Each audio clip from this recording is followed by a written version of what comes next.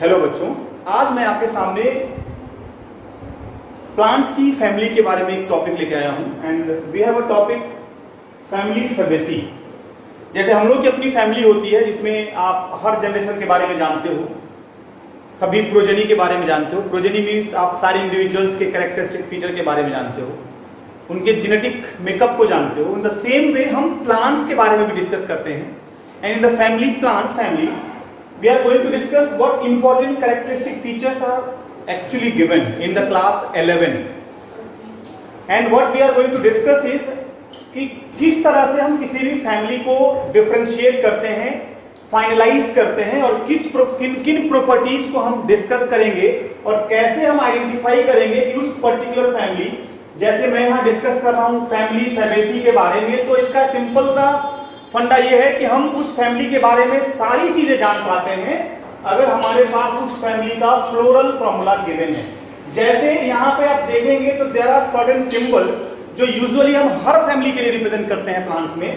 ये एक आप देख रहे हैं परसेंटेज का मार्क्स है, ये रिप्रेजेंट करता है रेडियल सिमेट्री को, ये बाइसेक्सुअल कैरेक्टरिस्टिक्स को रिप्रेजेंट करता है, या इसको हम लोग मोनोएसियस भी कह सकते हैं, इसको हम लोग हर्माफ्रोडाइट भी कह सकते हैं। इसका मतलब हो गया कि एक ही फ्लावर में फीमेल पार्ट भी है और मेल पार्ट भी है, मतलब दोनों चीजें हैं, एंड्रोसियम भी है, गैनेशियम भी है। ये हम लोग पढ़ चुके हैं पहले भी, कई बार इस टॉपिक को डिस्कस किया गया है। इसको हम मोनोएसियस के नाम से भी जानते हैं। और जो के वर्ड है, जो ये के अल्फाबेट आप देख रहे हो, ये कैलिक्स को रिप्रेजेंट करता है और कैलिक्स आपको पता है they are the one of the outermost whorl of the flower, जिसका फंक्शनल यूनिट सेपल होता है। के और ब्रैकेट में 5 दिया हुआ है सबस्क्रिप्ट में, इसके नीचे वाले पार्ट पे। इसका मतलब हो गया कि जो सेपल्स की संख्या है वो टोटल 5 है उस फ्लावर में, उस फैमिली में, जो एक फैमिली फैबेसी है।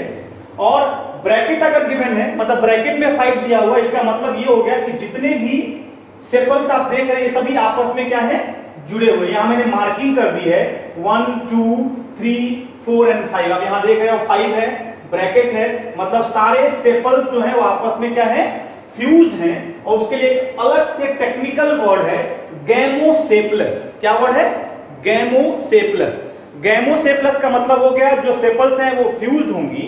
और अगर यही पॉलीसेपलस होगा जो दूसरी फैमिलीज में है, उसमें हम डिस्कस करेंगे, तो पॉलीसेपलस का मतलब हो गया वो सभी सेपल्स जो होंगे वो फ्री होंगे, अलग अलग होंगे, वो आपस में पॉलीसेपलस में जुड़े हुए नहीं होंगे, फ्यूज्ड नहीं होंगे।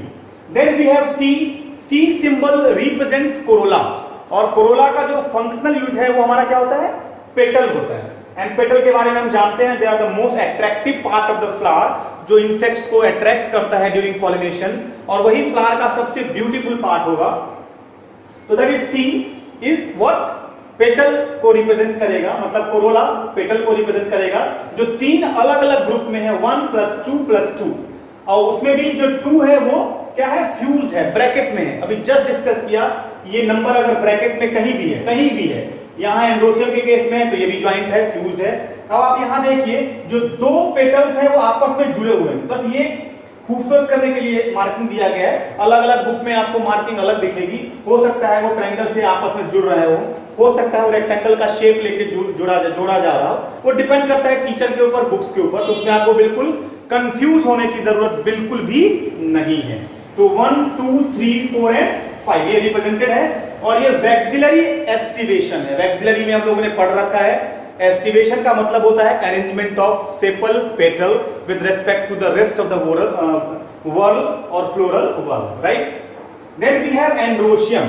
एंड्रोसियम का मतलब हो गया जो मेल पार्ट है हमारा, जो स्टामिन है, वो 2 ग्रुप में है, 9 + 1 के ग्रुप में, मतलब टोटल स्टामिन एक फ्लावर में 10 होंगे, और उन 10 में जो 9 होगा वो आपस में क्या होगा, फ्यूज होगा, जुड़ा हुआ होगा, और जो रेस्ट 1 होगा वो क्या होगा, फ्री होगा। यहां मैंने दिखाया है, देखिए 1 2 3 4 5 6 7 8 एंड 9 को आपस में जोड़ दिया गया और 1 को अलग रखा गया, जो यहां रिप्रेजेंटेड है। And the last one is gynoecium, जो हमारा कार्पल है, जो पिस्टिल है, फीमेल रिप्रोडक्टिव पार्ट है किसी भी फ्लावर का। ये नीचे जो लाइन दी हुई है, इसका मतलब ये हो गया, क्या मतलब हो गया, जो गायनेशियम है, जो फ्लावर है, जो एंड्रोसियम है, वो ओवरी उसमें क्या है, सुपीरियर है। जो हमारा ओवरी है वो क्या है, सुपीरियर है। And we have one ovary जिसको हम लोग मोनोलॉक्यूलर कहते हैं, एक सिंगल लॉक्यूल होगा। तो that is what the diagram represents, जिसको हम लोग फ्लोरल फॉर्मूला से इजीली एक्सप्लेन कर सकते हैं। यहां मैंने कुछ वर्ड्स भी लिखे हैं। जो हमारा फैमिली फेबेसी है उसमें जो इनफ्लोरेसेंस है वो रेसिमोस है। रेसिमोस का मतलब हो गया नॉर्मल, ये टाइप ऑफ इनफ्लोरेसेंस है जिसमें हमारा एक्रोपिटल सक्सेशन होता है। अब इसको हम लोग बाद में नेक्स्ट वीडियोस में डिस्कस करेंगे व्हाट एग्जैक्टली इनफ्लोरेसेंस इज। फिर भी मैं आपकी सहूलियत के लिए बता दूं, inflorescence is arrangement of flower on the floral bulb, कि फ्लावर का अरेंजमेंट किस तरह से है फ्लोरल पार्ट के ऊपर, पेटियोल के पार्ट के ऊपर, उसको हम इनफ्लोरेसेंस कहते हैं। जो आप क्लास 11th में डिस्कस भी करेंगे उसको हम पढ़ेंगे। उसके बाद जो मोस्ट इंपॉर्टेंट पार्ट है, इस फैमिली को बहुत पहले earlier this family was named as a papilionoideae, जो पेपिलिनियोसी फैमिली का one of the sub phylum है, और इसीलिए इसको हम लोग लेग्यूमिनेसी फैमिली भी कहते हैं। इसलिए मैंने यहाँ पे लिख भी दिया है this family said to be as a pulse family, जिसमें हमारा सन हेम्प है, मुलेठी है, जो दो मोस्ट कॉमन जो हमारा फॉडर एंड मेडिसिनल प्लांट्स हैं, और रेस्ट तो आपको पता ही है। अगर हम पल्स की बात करते हैं, हम अगर लेग्यूम की बात करते हैं, it means that represent the leguminosae family. And the last one is ovary is superior, monocarpellary and unilocular. Monocarpellary मतलब सिंगल कार्पल है, मैंने भी जस्ट बताया आपको, और यूनिलॉक्यूलर मतलब एक ही लॉक्यूल होंगी इस फ्लावर में, इस फैमिली में, विच इज योर फेबेसी। फिर मैं नेक्स्ट वीडियो में आपसे फिर मिलूंगा, उसमें हम लोग नेक्स्ट फैमिली के बारे में डिस्कस करेंगे।